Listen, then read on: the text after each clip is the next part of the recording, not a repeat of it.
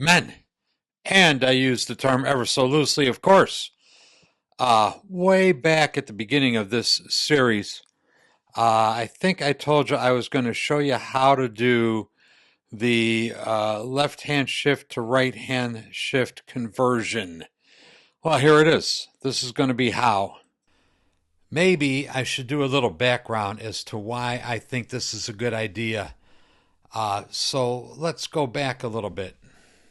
Probably sometime in 1974, the Federal Motor Vehicle Safety Standard changed and required all motorcycles to be left-hand shift and right side brake.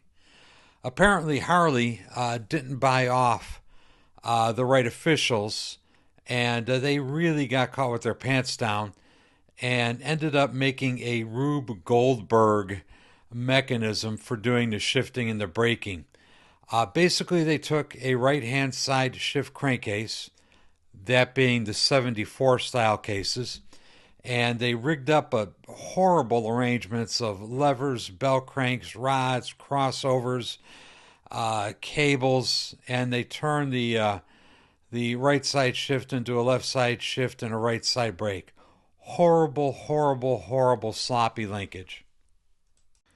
As it so happens, the 75 and 76 crankcases, the crankcases themselves remained unmodified, so it's relatively easy to return these back to right side shift and left side brake.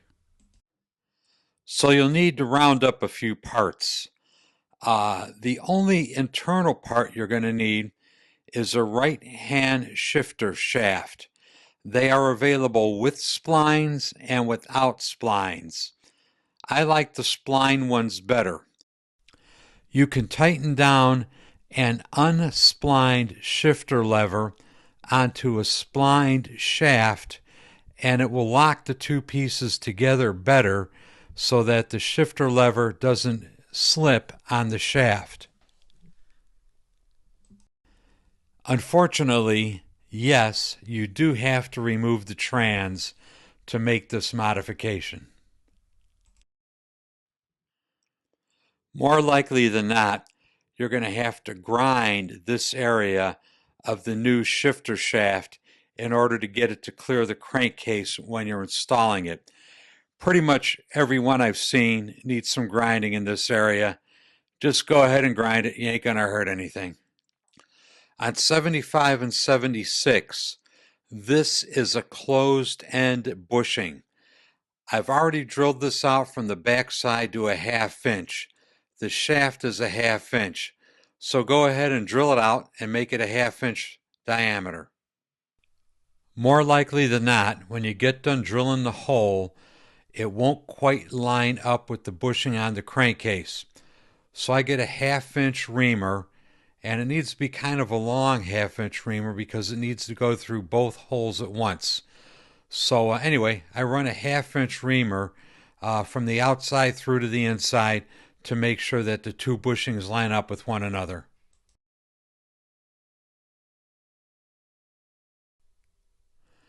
And once you got the hole reamed, the shaft should slip in freely and rotate smoothly with, a couple of thousandths worth of free play in it. And that's all you need to do. So we'll take the shaft, we'll slip it in from the left-hand side of the crankcase. This will make sure I got enough of that boss ground off of the shaft so that it'll slip in there. Once you get it in, it should slide in smoothly, rotate easily, and you should feel just a little bit of free play at the end of the shifter shaft. And that's all there is to it as far as internal modifications are concerned.